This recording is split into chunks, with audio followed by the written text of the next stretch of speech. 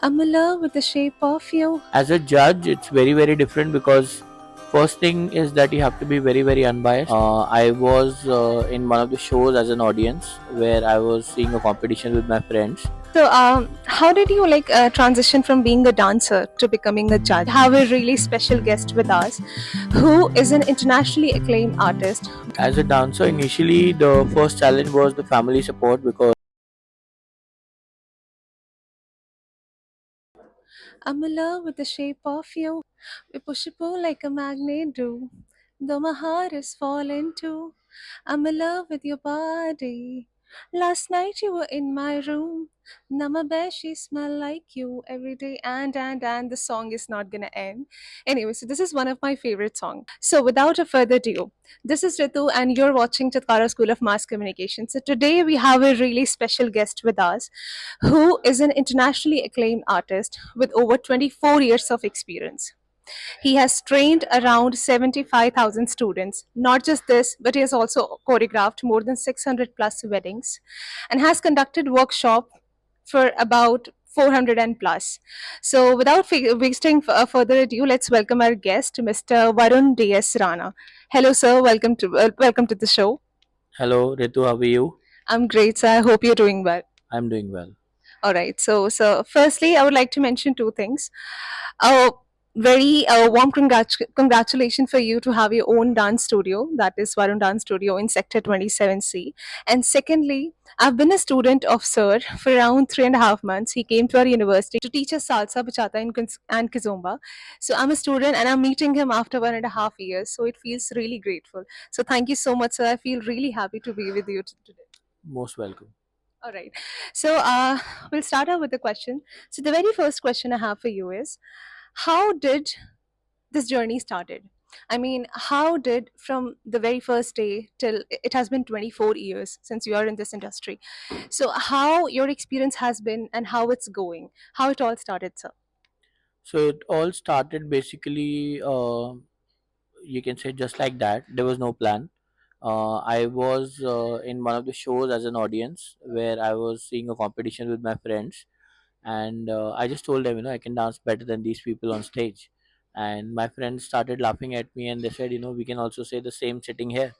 If you really can dance, go on the stage. And I think within a month, I did my first competition. All right, great. So this is how it started. Great, sir. So, another thing, like, what first drew you to the world of dance? I mean, have you ever thought before coming to this industry, before coming to this profession, how it all started, and how did you choose to continue with this journey, and how it's all going? So when I started my journey, the reason behind it was sheer passion for dancing. I love dancing, and I never knew that I could actually make a profession out of it when I started off, and it was not that easy and what do you say, supportive at that time. But yes, the journey started, and step by step, I kept finding new stuff. I kept meeting new people. I kept getting opportunities, and I just went with the flow. That's it. Great, sir. Great. So, how did you transition from being a dancer to becoming a judge? I mean, you said you started off with a dancer, and someone said that you should perform up there in the stage. So, from being a dancer to being a judge, how it all happened? So the first competition which I did, which was back in the year 2000, I was sixth in 11 people, and that motivated me the defeat. And after 5 years, I judged the same competition. So my target was never to be first over there, but my target was to be on the seat where people were judging me. You know, so I had set my target very clear, and it took me 5 years initially to do that in the open style category format, but it was very different when it came to Latin ballroom and salsa.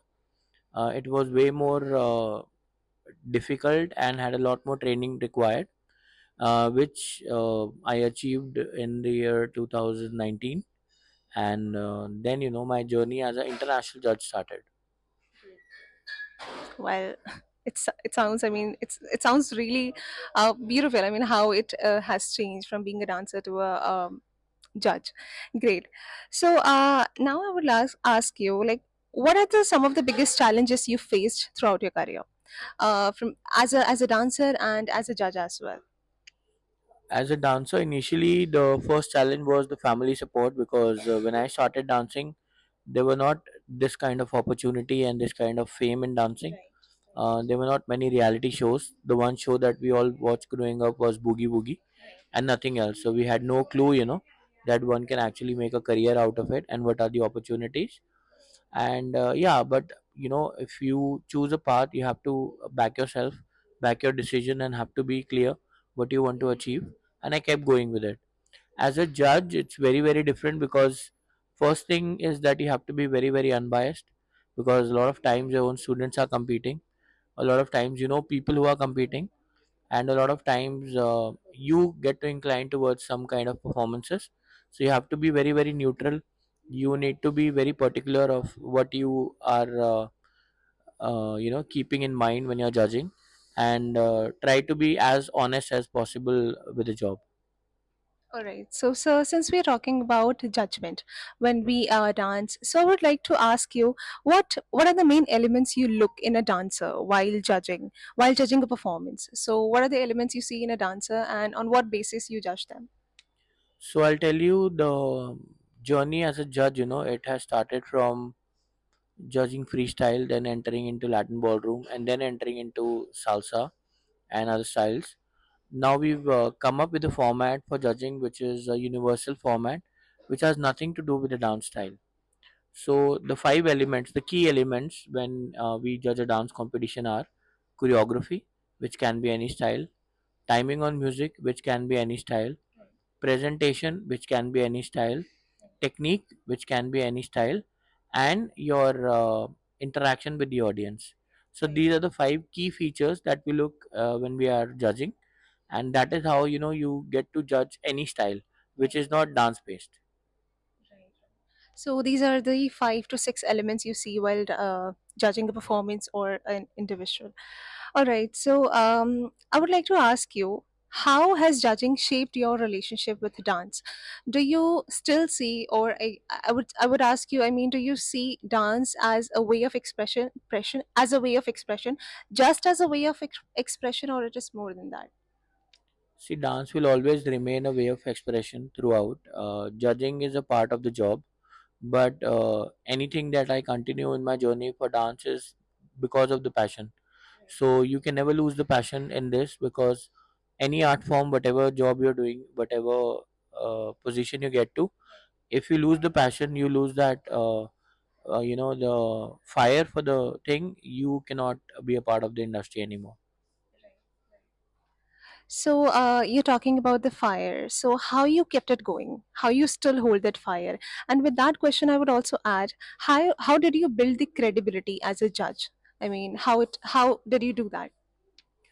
So the fire keeps on going when you keep innovating yourself. You have to keep learning new things. You cannot be stuck at one point. I started with hip hop. Entered into Latin. I also did a lot of folk, Indian folk. Then I went into salsa. Then I learned bachata. Then I learned kizomba. I still learn whenever I get a chance. I keep updating myself. As a judge, the journey is way harder, because, as you said, credibility is a very important part. I've traveled across Asia. I've traveled to US to judge, and in India, I've been judging various competitions. And because when you're judging and you're unbiased, I think that is what builds your credibility. Great, sir. So, I would like to know the journey behind the salsa. Like you said, you started off with hip hop and then you tried different dance forms. So, how the journey of salsa and then bachata and kizomba? Because these styles are bit different than what styles we have in India. We have classical and there are various other forms. So, how did you enter into that? So salsa basically started for me in 2005. I was on a show called Dance on Sony. That is where I saw salsa for the first time. I really liked the style, and I was always inclined towards partner dancing. So it gave me an opportunity to go and learn. I did my training with Salsa India in Delhi, and my teacher Katie, who's now in Germany, Frankfurt. He's the one who actually made me understand that how technical and how complex this dance form is, but how easy it looks on the floor. Right. So the whole idea behind getting into salsa was to do something new, to learn a new talent. But then it just kept going. I never stopped because it gave me all my opportunities internationally. I started traveling in 2007 and traveled across almost 15 countries to work as an artist, as a judge, and share my knowledge. So, sir, like, how long has it been for you to judge a dance performance? I mean, how long you have been a judge in any, we can say, in national or international television dance performances? So as I told you, for the open styles, the regular dance competition, I started judging in 2005, almost 20 years. And for Latin dancing, I think I started judging after 2019. So it's been around 6 years. Great, great. Yeah. Yeah. So, and like, what was the most memorable performance you have ever judged? Something that stayed with you, something, a performance that was really impactful, and you as a judge, you really loved it. See, there are multiple shows that I have judged, and there are multiple performances which I love. Uh, Saying one out of it is very difficult, but yes, the World Salsa Summit in US, where 1100 participants across the world come to compete. There have been some outstanding shows, outstanding performances that are still in my mind. All right. So while going through your profile, I got to know about Danza Pura, and so I found it really interesting, and I want to know more about this. So you, as a co-founder, something you would like to add on, and something you would like to say about it. So Danza Pura was an initiative by my dear friend Yavit, and then I joined him in the journey as a co-founder, and we've done 8 seasons of the festival, which is a Latin festival, which has been organized for 7 years in Delhi, and this year we did an edition in Goa with almost 400 people, and it's an event which brings the sheer joy of dancing. It has workshops, it has master classes, performances, championship, and the main highlight is Holi. We celebrate Holi at Danza Pura, the only Latin festival in the world that celebrates a Indian festival. So that's about it. All right. So, looking back, I mean, when you look back to these 25, 24 years and the still the years which are yet to come, so what makes you proud? What makes you proud of yourself? Like how you kept going, or what are the incidents or the things you thought you would never come out of it, but you still did? You managed. So, what are the things you're proud of?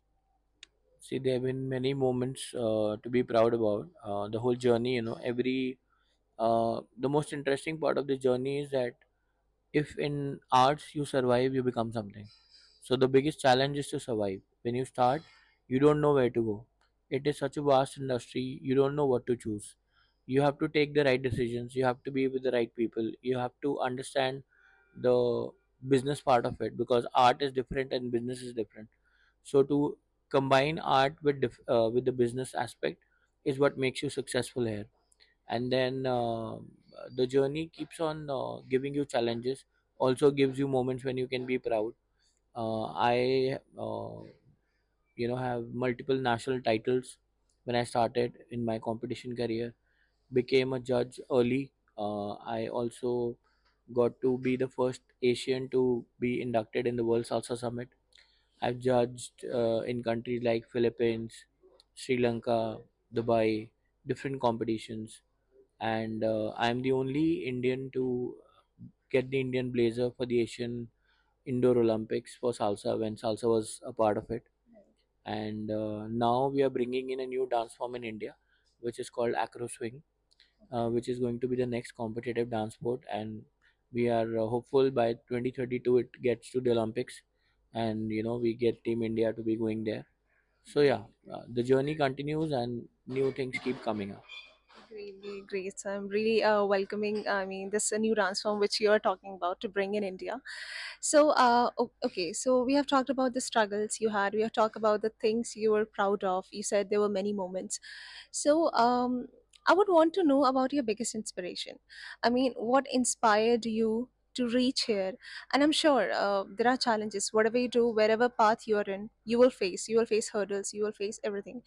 And then crossing all of that boundaries and hurdles is what makes you a true person, is what makes you a successful person. So any one person or anyone you would like to name who has been your true inspiration or who has kept you going, someone. There have been multiple people who've contributed to this journey. Like I said, starting with my teacher Katie, then now my partner Yavet. We do events together. He's somebody who's seen my hardest times and still stayed. And then there have been my international mentors, Billy Fahado, Nelson. I did my teachers training in Kizomba with Morenaso.